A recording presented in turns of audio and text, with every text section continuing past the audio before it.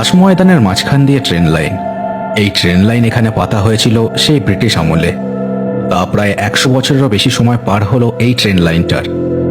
ঘাস ময়দানের মাঝখান বলে যখন ট্রেন যায় এখান দিয়ে অদ্ভুত সুন্দর একটা দৃশ্য চোখে পড়ে সবার। ঠিক যেন মনে হয় একটা লম্বা ময়েল সাপ প্রবল আক্রোশে শিকার ধরতে ছুটেছে।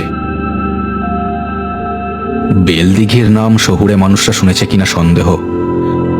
ঘাস ময়দান ঘেরা এই গ্রামটা সারা বছর শান্ত থাকলেও বর্ষাকাল এলে এই গ্রামের চেহারা হয় একেবারে অন্যরকম। কি একটা চাপা ভয় যেন নিজের লুকোনোর গর্ত থেকে বেরিয়ে আছড়ে পড়ে বেলদিঘিতে। বিশেষ করে এই ঘাস ময়দানটাকে সে কারণেই এড়িয়ে চলে এই গ্রামের লোকজন। ট্রেনটা এখন এই ঘাস ময়দানের পাশ দিয়ে যাচ্ছে। জানলা দিয়ে বাইরে তাকিয়ে ট্রেনে বসে থাকা মানুষগুলো। বাইরে বিদ্যুৎ চমকাচ্ছে থেকে থেকে, যে কোনো সময় ঝমাঝম নেমে পড়বে হয়তো। মাঝবয়সী নিশিকান্তবাবুর বেশ অনেকক্ষণ ধরে অস্বস্তি হচ্ছিল। ট্রেনটা যাতে জলদি জলদি বেলদিঘি স্টেশনে পৌঁছয় সেই ভাবনাই তার মাথায় ঘুরছে। আসলে নিশিকান্তবাবুর বহুমূত্র রোগ আছে, যে কারণে তাকে প্রায় প্রতি ঘন্টাতেই বাথরুম যেতে হয়। এখনও তার সে কারণেই অবস্থা কাহিল হয়ে আছে। ঘাস ময়দানটা অনেকটা অংশ জুড়ে বিশাল তার আকার। এখানে সব লোকাল ট্রেনই খুব দ্রুত চলে। সামনে খুব বেশি দূরত্বে স্টেশন না হওয়া সত্ত্বেও ট্রেন এত জোরে চলে। সব ট্রেন চালকই এই নিয়ম মানে। একটা অজানা চাপা ভয় তাদের মনেও কোথা থেকে যেন এসে বাসা করে এই ঘাস ময়দানটা পেরোনোর সময়। মাথার ওপর কড়কড় করে একটা বাজ ডেকে গেল। মনে হচ্ছে বাতলা এই নামলো বলে। নিশিকান্তবাবু একটু মুচড়ে বসলেন যাতে চাপটা একটু হলেও সামলাতে পারেন। ট্রেনে ভিড় একেবারেই নেই, প্রায় খালি বলা যায়। সপ্তাহ শেষে শুধু যারা বাড়ি ফিরছে তারাই বসে আছে ঠিক তার মতোই স্টেশন কখন আসবে সেই অপেক্ষায়। মা গো, এই ঘাস ময়দানটায় ট্রেন ঢুকলেই এই বুকের জল এরম শুকিয়ে যায় কেন বলো তো অবনীদা? হারু আর অবনী শহরে একটা শপিং মলে চাকরি করে। সপ্তাহ শেষে বাড়ি ফেরে। শহরে ঘর ভাড়া নেবার মতো মাইনে ওরা পায় না। প্রত্যেক সপ্তাহতেই এখান দিয়ে যাওয়ার সময় ওদের কি একটা ভয় যেন চেপে ধরে। অবনী ঘাড় ঘুরিয়ে হারুর দিকে তাকিয়ে বলল, তা কি আমি জানি রে ছাই?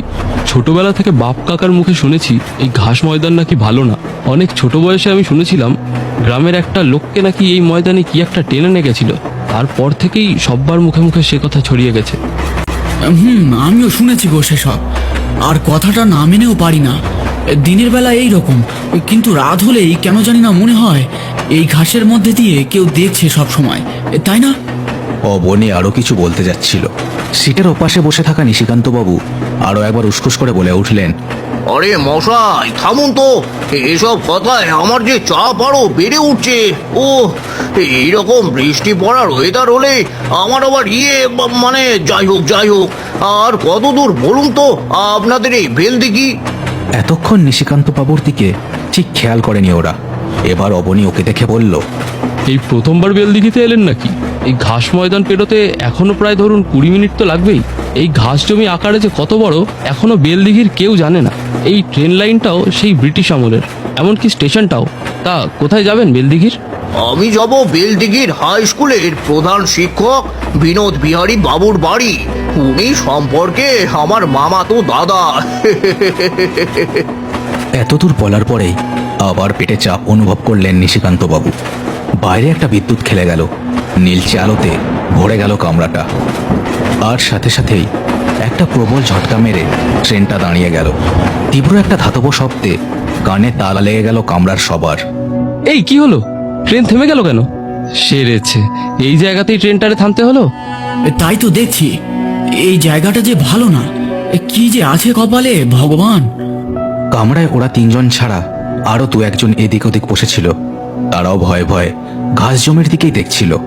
সবার মুখেই দুশ্চিন্তার ছাপ ফুটে উঠছে এবার।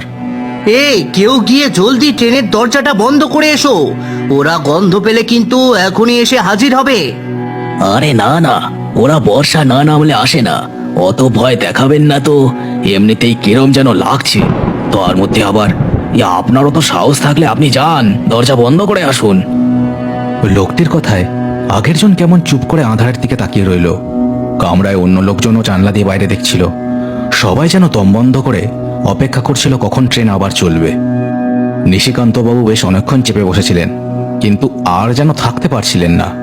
এবার তাকে বাথরুমে যে একবার যেতেই হবে। এতক্ষণ স্টেশনে নেমে যাওয়ার অপেক্ষা করছিলেন, কিন্তু ট্রেন থেমে যাওয়ার পর তিনি এবার হাঁকপাক করে উঠলেন।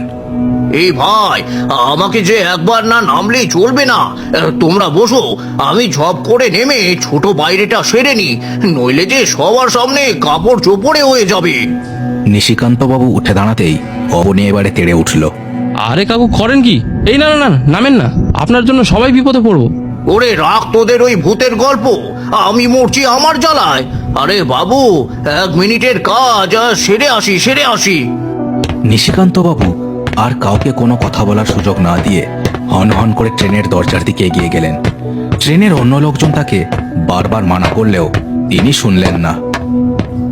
উঁচু সিঁড়ি দিয়ে একটা ছোট লাফ দিয়ে নুড়ি পাথরের ওপর নামলেন নিশিকান্ত ঘোষ। তার চেহারা ভারীর দিকে, তলপেটটা তখন টনটন করছে চাপের জন্য। নুড়ি পাথরে খড়খড় করে এগিয়ে গেলেন তিনি ঘাসের দিকে। লম্বা লম্বা ঘাস প্রায় তার গলা সমান উঁচু। এত উঁচু ঘাস কি ভারতবর্ষে জন্মায়? নিশিকান্তবাবু এত উঁচু ঘাস জীবনে এই প্রথমবার দেখলেন। হাড়ু জানলা দিয়ে আধবুড়ো লোকটাকে ঘাস জমির সামনে দাঁড়াতে দেখল। তার গলা শুকিয়ে আসছিল। আকাশে মেঘ গুড়গুড় করে আবার একটা বাজ পড়ল হঠাৎ। সাথে সাথে ঝমঝম করে বর্ষা নামলো। ট্রেনের চালে বড় বড় ফোঁটার শব্দ কানে এলো সবার। সবাই ভয়ে আরো সিটিয়ে গেল বর্ষার আওয়াজে। ও অমনিদা, লোকটাকে ডাক দাও, নইলে সবাই বিপদে পড়বো যে। ও কাকু, ও কাকু। হ্যাঁ ঠিক ঠিক। ও কাকু, কাকু, আরে মশাই জলদি দৌড়ে ট্রেনে আসুন, জলদি। ও কাকু। নিশিকান্তবাবুর কাজ সারা হয়ে গেছিল। ঘাড় ঘুরিয়ে দেখলেন ট্রেন থেকে সেই ছেলে দুটো একভাবে হাত নেড়ে তাকে ডেকেই চলেছে। এই বুড়ো, আরে জলদি দৌড়ে আসুন। কি লোক বলো তো? আরে ও কাকু। নিশিকান্তবাবুর মাথায় বর্ষার জল পড়ছে। পেটটা খালি করতে পেরে মনে বেশ ফুরফুরে ভাব এলো তার। এমনিও যা ভ্যাবসা গরম পড়েছে কয়েকদিন, তাতে এই বৃষ্টিতে ভিজতে মন্দ লাগছে না। তিনি হাত দুটো ওপরে করে আর মোড়া ভাঙলেন। এবার ট্রেনের দিকে যাবেন। হঠাৎ তার মনে হলো তার ডান দিকের ঘাস নড়ছে। চমকে সেদিকে ঘুরে তাকালেন তিনি, কিন্তু কেউ সেখানে নেই। শুধু বর্ষার ফোঁটার শব্দ শোনা যাচ্ছে ট্রেনের ছাদের ওপর। এই কে রে? কে ওখানে? হ্যাঁ, ট্রেনের কোনো লোক নাকি? কে ওখানে? হ্যাঁ, আরে ও দাদা, আরে ওপরে উঠে আসুন, উঠে আসুন। সেই লোকটাই ততক্ষণে ট্রেনের কামরার দরজায় উঠে এসেছে। বারবার হাতছানি দিয়ে নিশিকান্তবাবুকে ডাকছে সে। নিশিকান্তবাবুরও এবার মনে একটা ভয় জমা হচ্ছে। ঘাস জমিটা একভাবে নড়ছে। তিনি আর সেদিকে না তাকিয়ে ট্রেনে উঠে পড়াটাই বুদ্ধিমানের কাজ মনে করলেন, আর সেদিকে না তাকিয়ে সামনের দিকে এগোতে শুরু করলেন। হঠাৎ সেই ঘাসের মধ্যে থেকে কি একটা যেন উঠে দাঁড়ালো।